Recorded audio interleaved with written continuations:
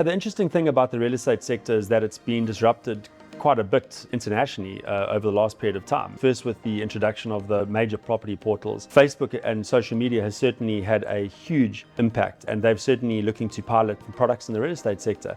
And so I have no doubt that platforms like Marketplace on Facebook will continue to disrupt even in the real estate sector. But at the same token, as we've been pointing out, that the amount of information and who to trust and where that information comes from, and then ultimately the negotiation between parties will always mean that a human interface is going to be valuable. To what extent, time will tell, but we have to keep on our toes, keep watching what's going on out there, and keep ahead of the trends. I actually welcome disruptors in some weird way. They bring out new, innovative ways of doing things. They don't all work, but sometimes there's always a little bit of good in some new technology, in some new idea that comes through. Look where the industry is now compared to a few years ago. It's because of those new innovations and those new disruptors.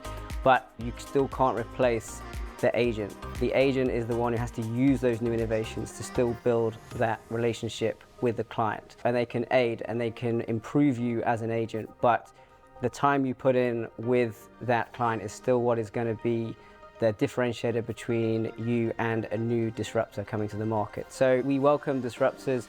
We are disrupting in some ways. We're bringing new technologies in, but without the people behind it, it won't get off the floor. There's just the age-old thing of local knowledge, knowing a little bit more about the community, about where one's going to live, where one's going to go to school.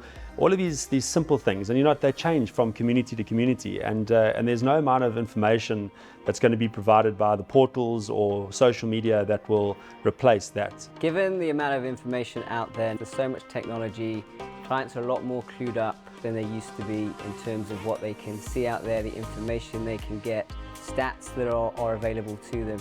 The estate agent now actually, in my view, has to be more relevant than they've ever been. That's what's going to be the differentiator between them and another estate agent out there. So it's very important that the estate agent really does understand their market, their client, and everything that goes with that. That's how they're going to be relevant, and that's how they're going to stay relevant.